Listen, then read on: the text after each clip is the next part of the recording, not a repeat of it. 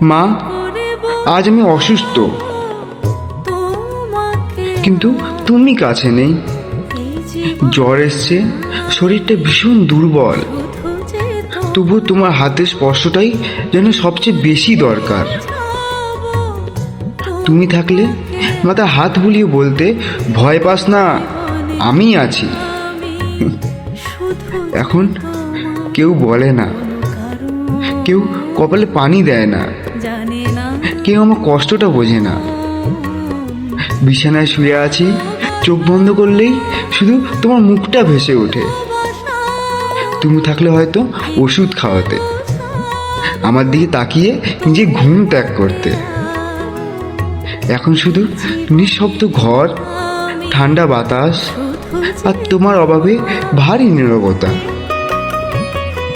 মা, মা, তোমাকে ছাড়া অসুস্থ হওয়া মানে শরীরে ব্যথার চেয়ে বড় এক মানসিক শূন্যতা।